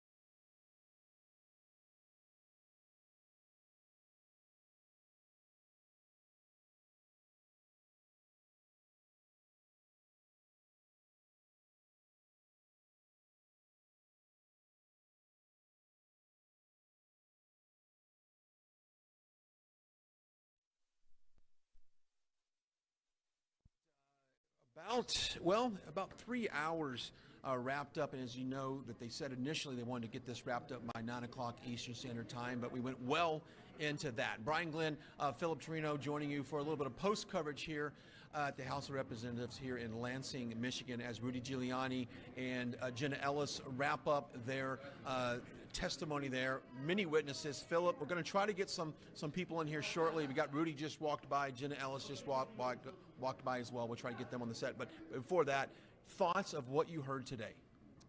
I think what we heard today was extremely compelling. Rudy questioning some of the people who were on the stand there. Yesterday, as you know, we were in front of the Michigan State Senate. Some folks were there yesterday as well, kind of telling the same story. It's a sworn affidavit. An issue that came up in the middle of the hearing was having them swear in everything they said. Well, everything they are mentioning, it's important to note, was already said in a sworn testimony, which is a penalty of perjury. They can go to jail if they are lying. So everything they've said, everything they're talking about in these hearings, they have already done under the penalty of perjury in their sworn affidavits. And I think that's something very important to note for the viewers. Absolutely. And we saw a little bit of pushback early on in this testimony from not only some of the panel, some exchanges were involved, and we had obviously a little bit of authority given over the crowd there. But as evidence, Philip, keeps coming out on this, it seems like there is a continual pushback to hear this in the public sphere. Absolutely. It's important to mention that there are very few networks here today, and out of the ones who were here, it was conservative networks predominantly who showed up today to show this event to the American people. And I think that's something that's important to know. And if there is no voter fraud, and they're not worried about it, then why aren't they okay with exposing some of this quote-unquote voter fraud? But it's because there is, and that's why they won't show it on the media, which is their propaganda machine. And when they can control what you see and don't see, then they also control the narrative. And we heard a lot of testimony about ballots appearing in the middle of the night and voting stopped late at night and continuing on the 4th of November. Things that we've heard before. We heard that at the Senate oversight meetings yesterday. A lot of that testimony we heard today. We've got ballots showing up in the middle of the night. We got the mail-in ballots, which we pointed out from day one have been very questionable as far as the authenticity of these mail-in ballots. And then we have the Dominion software system, which we've known from experts. We've had forensic experts. We've had technology experts. We had one today. I'm going to grab her in here in a second. We've heard all this evidence of the opportunities within that system to commit election fraud, and that's what we heard again today.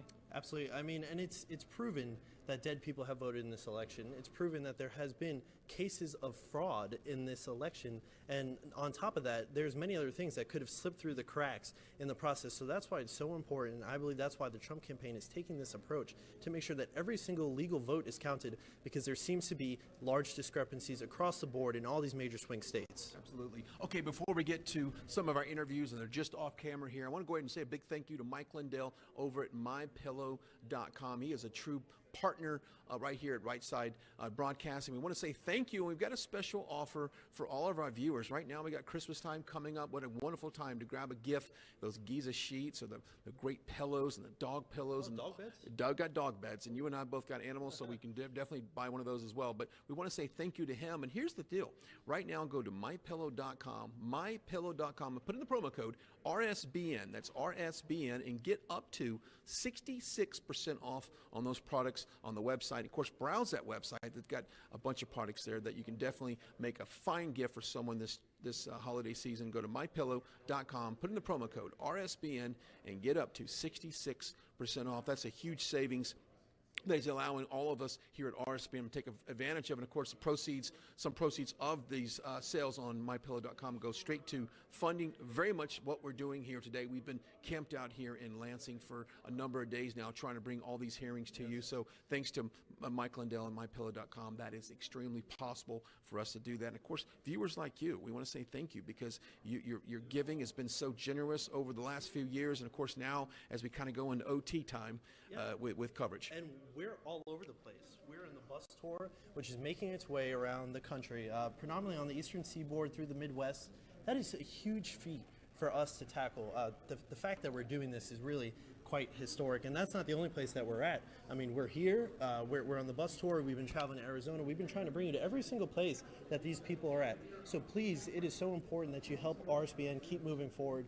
We want to say thank you on behalf of the entire RSBN team here for helping make this possible. Absolutely. Okay, why don't you do this, Philip? Why don't you go there and see if you can find Braden. Braden's one of the guys that testified yesterday in the Senate oversight hearing. We want to bring him in on this conversation because, like we said before, there was a few familiar faces today that we saw yesterday in the Senate oversight meeting, and we want to get them on. People that claim they saw boxes and boxes of ballots coming in the middle of the night on the 4th of November. People that say they've seen people oversee a voting machine that had no idea what that voting machine did and what the procedure for voting was. So we've got all these witnesses. I want to bring in Braden right now. You can just come as you are, my friend. Come on inside here.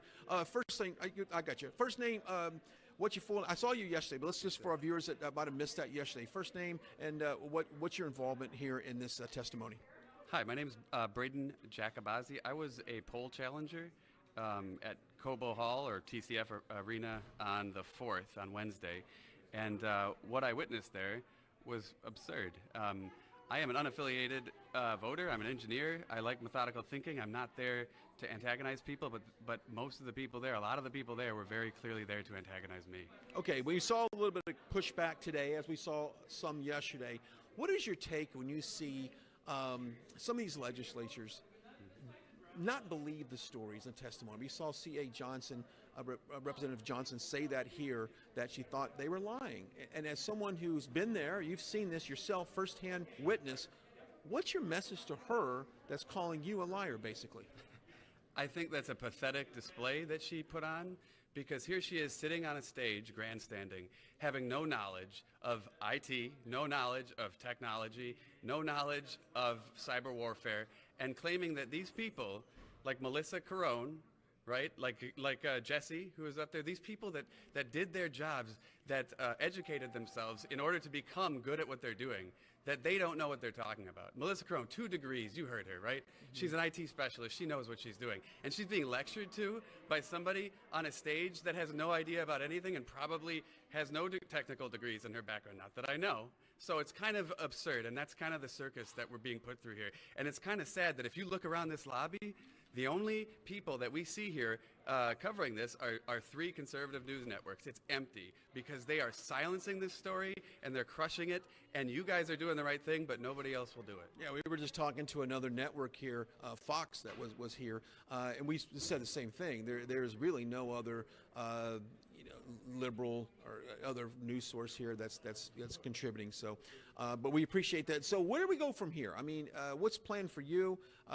Any more testimony that you'll be bringing up in the following weeks? Well, one of the things that I'd like everyone to know, because I do have a sworn affidavit, but one of the things that I want people to know is when I was sitting in on the initial hearing that they had, the initial Senate oversight hearing, they had 3 county clerks on. And all those county clerks claimed that they had the most secure election possible. In history, they said, the most secure election in history. I heard it multiple times throughout that 5 hours or whatever it was, right? The politicians also said that. Well, this was the most secure election possible. Why? Because Dominion told them it was, so it must have been. And you can tell that none of these people are credentialed. And as an engineer, I'm no genius with everything, but I have enough of a technical, mathematical, software background that I can know that there's plenty of exploits that could be done on these machines. And I've looked at the manual, and I can see that you can do ranked choice voting, right? You can have blank ballots, or you can adjudicate them and adjust them to give fractionalized votes and give votes to people that never wanted to vote that way. And that's something that those politicians that are debating with an IT specialist either have no idea about or they have no integrity. These people that are debating with somebody like Melissa Carone either have 0 IQ or 0 integrity. Okay. How has your personal life changed ever since you testified yesterday and got involvement? We've heard stories of people getting harassed, kids getting harassed off social media, getting kind of trolled. How's it affected your life? So what I've found is that I've been doxxed, I've been harassed, I've been shamed, I've been dead named online. And these are all by people, well, not all, several of them are by people that I called friends for decades, right? Because it's like a cult mindset that the left has on these people, because they've been brainwashed. Because like I said, there's nobody else here except you guys and 2 other stations, and one of them already left. It's an empty lobby. It's a ghost town here right now because nobody is covering possibly the greatest fraud, the greatest theft in American history, and it's frightening. Well, we appreciate your time. God bless you stepping up to the plate and being a part of this. Thank you so much. I'll bring Philip over here in just a second. As we were looking for, I don't know if they've already left the building or not, Jenna Ellis and Rudy Giuliani. Don't know what the status on theirs. I'll bring Philip in. Did you find anybody? Did Rudy and Jenna were whisked off by security outside of the building. There's nothing we could do about it at this point. Security and Bernard Kirk, they took him out. He did speak with some networks over there. Unfortunately, we're not able to grab it today, but we will be able to maybe hopefully do so in the future. And we thank you all for watching it. It really does mean a lot. We will continue to do so. We'll continue to bring you this coverage. We will continue to do everything we can to make sure that you hear the truth and that you stay on the right side. Absolutely. And of course, we want to thank all of our viewers. You can always donate to all of our efforts here. rsbnetwork.com/donate. rsbnetwork.com/donate to help continue us to fight for a legal and rightful election. That's exactly what we're seeking here today. I don't know, we can't show the lobby, but it has cleared out. Looks like everyone has been told to leave. So, Joe, I will end it here, send it back to you in the studio. Now, stay tuned because we're all over the place. We're on the best tour. Of course, we might end up in different states tomorrow for some Senate hearings. You just never know. We might be back at the White House bringing you the very latest from there. So Philip Trino, Brian Glenn here, signing out from Lansing, Michigan. Until next time, goodbye and God bless.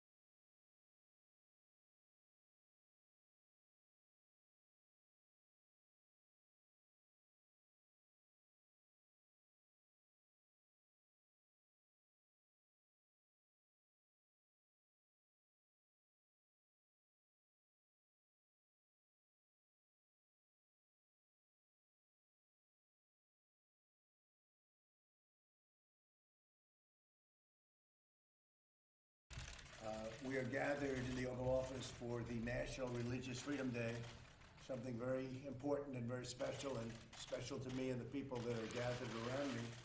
This afternoon, we're proudly announcing historic steps to protect the First Amendment right to pray in public schools. So you have the right to pray, and that's a very important and powerful right. There's nothing more important than that, I would say. We're joined by the Secretary of Education, Betsy DeVos, Deputy Attorney General Jeffrey Rosen, and students and advocates from across America. And advocates they were. They've been calling and writing by the thousands, and you're representing that large group of people. In a sacred principle of our republic that government must never stand between the people and God. Yet in public schools around the country, authorities are stopping students and teachers from praying, sharing their faith, or following their religious beliefs. It is totally unacceptable. You see it on the football field. You see it so many times where they're stopped from praying, and we are doing something to stop that. Tragically, there is a growing totalitarian impulse on the far left that seeks to punish, restrict, and even prohibit religious expression. something that if you go back 10 years or 15 years or 20 years, it was unthought of that a thing like that could even happen, that anybody would even think of something like that happening. That is why today my administration is issuing strong new guidance to protect religious liberty in our public schools. The right of students and teachers to freely exercise their faith will always be protected, including the right to pray. So we call this the right to pray. Is that a good idea? Good, right? You like that, right? 9 federal agencies are also proposing new rules to roll back discriminatory regulations. So we have rules to roll back discriminatory regulations on religious service organizations. And earlier this afternoon, my White House released a new memo to make sure federal funding is never used to violate the First Amendment, which is a very big deal. With us today is Hannah Allen, a high school freshman from Texas. Hannah, would you tell us what happened at your school with respect to you and prayer? Hannah? Thank you, right. So, me and a group of students from my school wanted to pray for a former classmate's brother who had got hurt in an accident.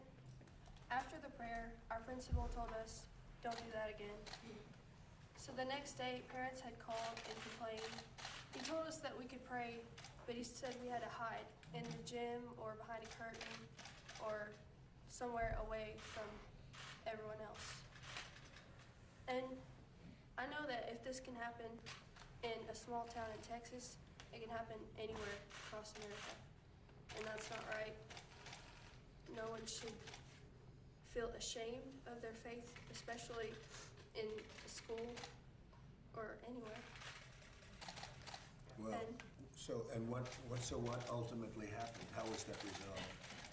So we got with First Liberty. They've been amazing. They supported us the whole way. And they sent the school a letter, and the school complied with the letter and changed it. And now you're able to do that? We are. Good. Well, now it's going to be much easier yet, okay? All right? Thank you, darling. That was beautiful. Thank you very much. We're also joined by Marilyn Rames, a former teacher and the founder of Teachers Who Pray. Marilyn, if you could, let us know. Well, good. Thank you very much. Maybe you give us a little bit about what happened. Yeah, so thank you. I'm Marilyn Rames. I'm the founder and president of Teachers Who Pray. And I founded Teachers Who Pray because I, as a teacher, believe in the beauty of every child and the unlimited potential that resides within. However, the students that I was getting weren't set up for success because they were so significantly behind grade level. And I taught in Chicago Public Schools for 14 years, and during that time, we were losing students every year to gun violence. At one year, it was like 30, 32 students getting killed, and I was overwhelmed with the heaviness of the work. So I thought about quitting, and I decided not to. I was going to fight, and I was going to pray and uplift my spirit so that I can do the job that I knew God had called me to do.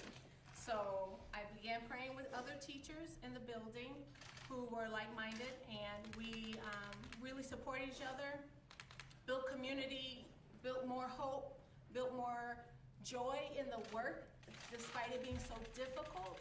And we grew. Like right now, there's over 150 chapters of Teachers Who Pray because teachers need that spiritual support and guidance. And today, I believe it's super important because there is a myth out there that what Teachers Who Pray does and other organizations do for teachers, spiritual wealth, is not legal, and it absolutely is.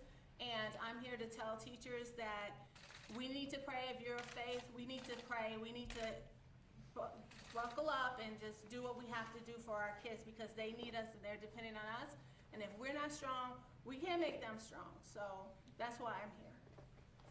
That was really beautifully said. Thank you very much. That's beautiful. Thanks, Marilyn.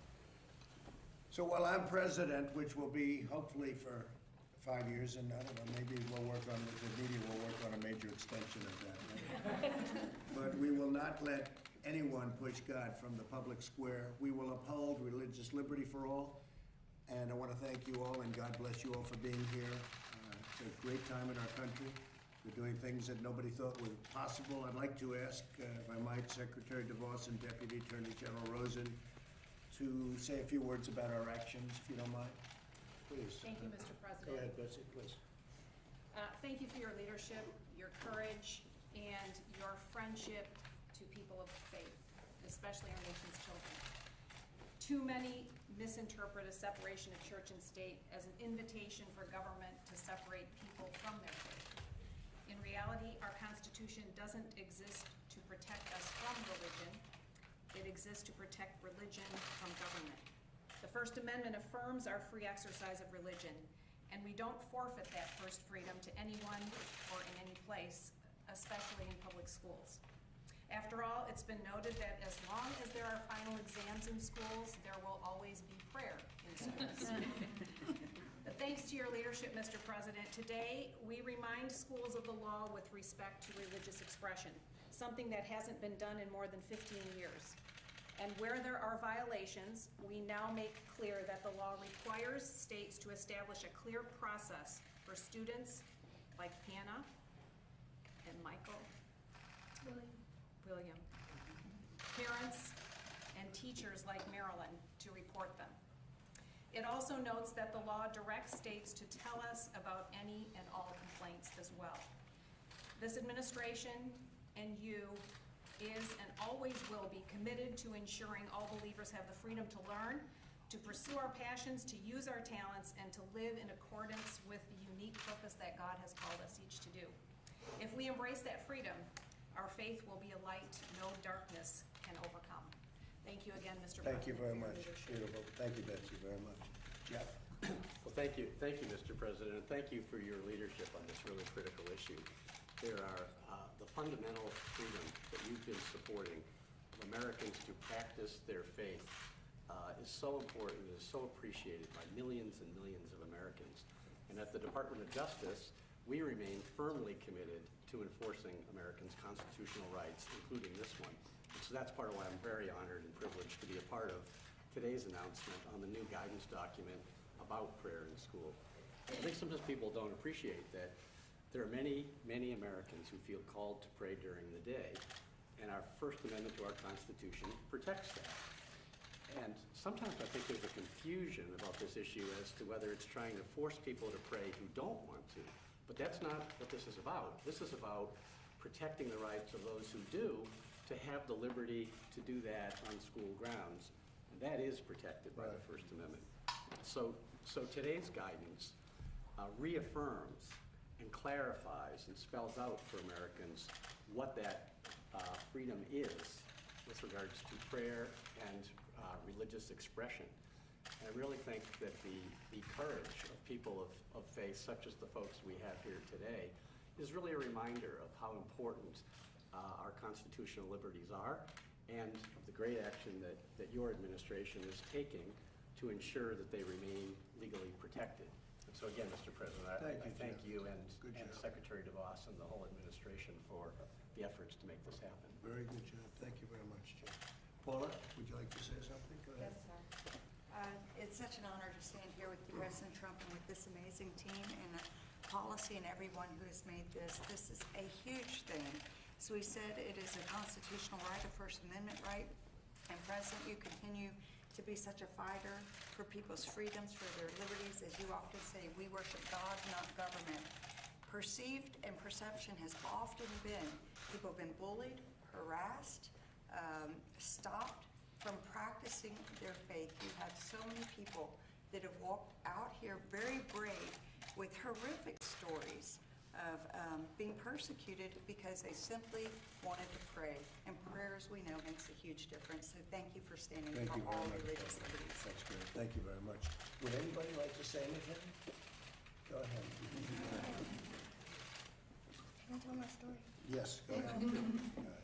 So it all started when I walked in the classroom. It was Ash Wednesday, and I had my ashes on my forehead. And all the kids in the classroom was like, "Is that dirt on your forehead?" Because they don't know, because I'm Catholic and they were all Mormon. So, because I was like, I was like the only Catholic in that school. So then the teacher came up and like, "It's unacceptable." wipe it off. And I told her 4 times, and she didn't listen, and she made me wipe it off in front of all the kids. Wow. That's my story. So, thank you, Mr. Well, it's not going to be happening anymore, okay? Thank you, Mr. President. All right. I just don't want anyone to feel like that. That's a beautiful story, well told, because it sets such a good plate out there for people. I mean, you hear a story like that. That's a shocking, Jeff, that's a shocking story, right? You were the only Catholic in the school, Well, I think there's one more. but they didn't have any idea what was, and the teacher did not treat you properly. Okay. You're changing that, okay? Great job. Come here. Anybody over here? Anybody? Sure. Mr. President, thank you so much for the opportunity to be in the Oval Office. So much history has taken place here. It's surreal. Thank you, sir. My name is Chase Windebank. I started a small group of students praying in high school during a free period. And by my senior year, it had grown to a community of 90 students, and it was so encouraging. But later in the senior year, the administration wound up banning us from praying during school hours, not even during lunch. And